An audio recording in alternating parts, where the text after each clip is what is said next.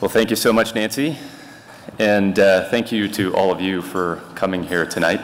And thank you to the wonderful team at International Medical Corps for this special honor. Brandon and I would also like to take a moment to thank Jeff Burrell and the team members from Riot that are here that actually manage our global philanthropy efforts. So if you guys could actually stand up and we can give a round of applause, please.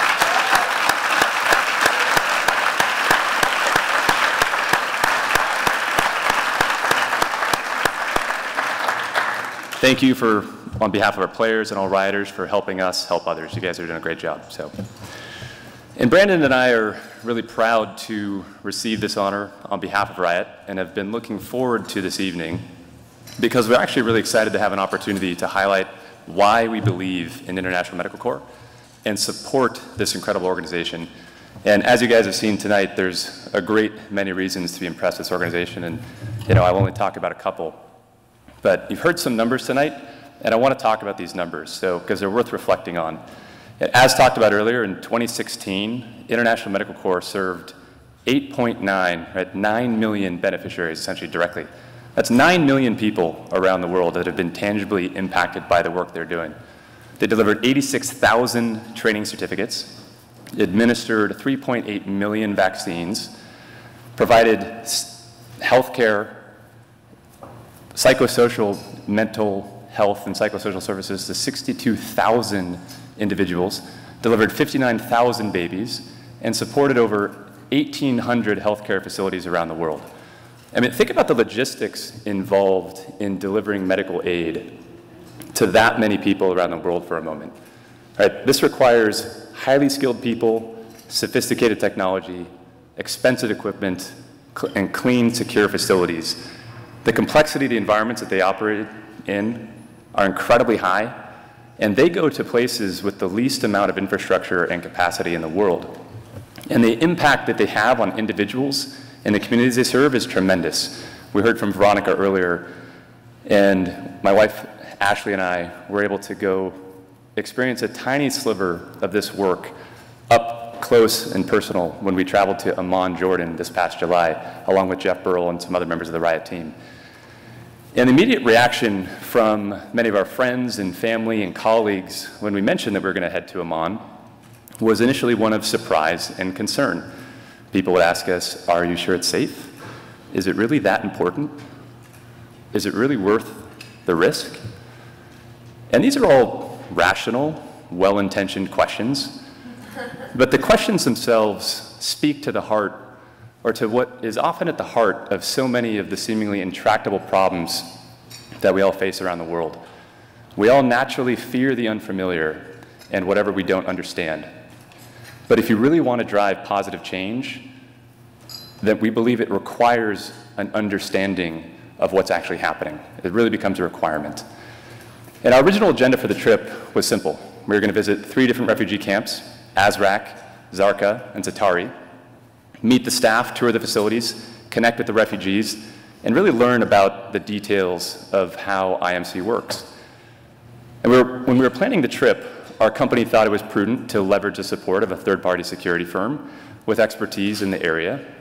And after doing some initial research, they recommended that we actually cut one of the visits to one of the camps because there was a new piece of intel that had come out with a concern regarding an ISIS cell that was known to be operating within several miles of the camp, pretty close to the Syrian border. And so we did cut that out of the itinerary.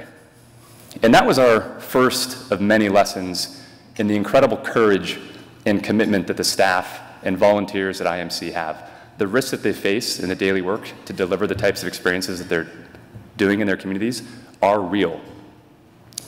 And in many parts of the world where they operate, they're having terrorist cells, violent gangs, tribal warlords, or many other brutal factions operating where they do their work. It's a common, everyday risk. And they don't have the luxury of simply changing their itinerary. When a disaster hits and everyone in the country is fleeing, IMC staff are flying in, as they talk about. And their courage, their determination, their capabilities, and personal sacrifices, as we heard from Veronica earlier, are nothing short of inspirational. They are the true heroes, and we're honored to be able to support their work in the little bit that we're able to do. And to talk a little bit more about the scale and scope of some of these challenges, to talk about one refugee camp in Jordan, Azraq. Azraq has over 30,000 refugees living there, and it's built to accommodate up to 60,000. This population needs the exact same type of services that any other human population of that size would have. And IMC operates the sole hospital that exists for this camp. IMC staff and volunteers administers 100% of the medical needs of this population. It means they're delivering babies, they're doing complex surgeries, they're distributing medicine, they're there with psychiatric support, if there's common injuries, you name it. Without IMC, tens of thousands of these refugees who have had to flee from their war-torn country would be far worse off, and the country of Jordan itself would actually not be able to handle the load that they're carrying. And Jordan is a fascinating country when you really study it. There's a population of 6.5 million Jordanians, 6.6 million Jordanians, with an additional 3 million refugees. And so imagine hosting 50% of the population of citizens of a country with additional refugees. So that would be akin to the United States hosting 150 million refugees within our own borders. Imagine how that would strain our existing services. Jordan has only 59 psychiatrists in the entire country.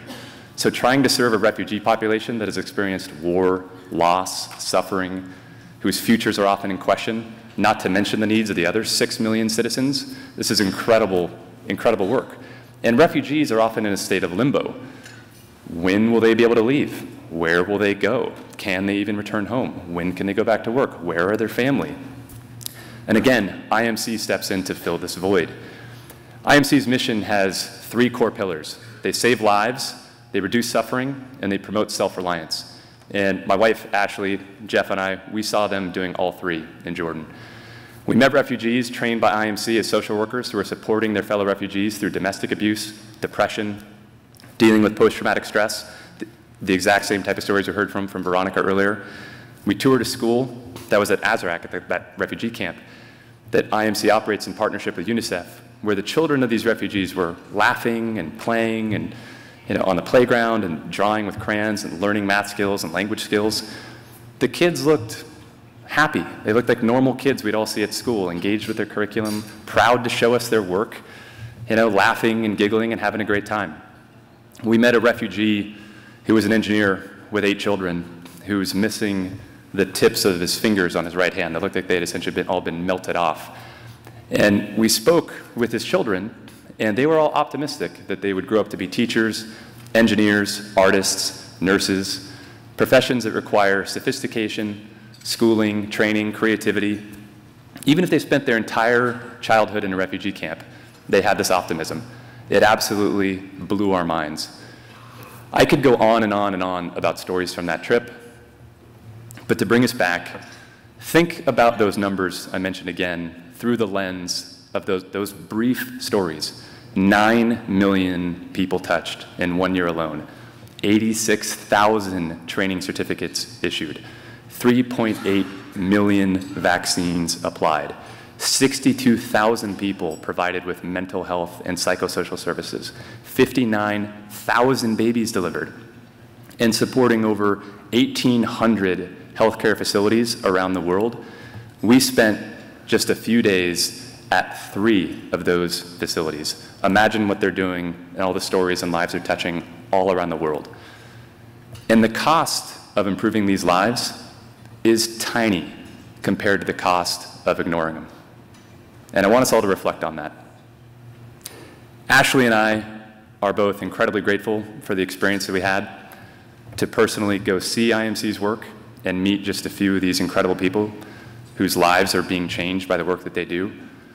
The trip has permanently altered our perspective on the world, on IMC's work, and the kind of impact that is possible. And International Medical Corps does incredible work, ladies and gentlemen, and they're great evangelists that do a huge amount of good in the places that need it most. They deserve our support. So thank you all for being here. Thank you once again for this honor. Brandon, Riot Games, Ashley and I, and Jeff really look forward to doing more to help. So thank you so much.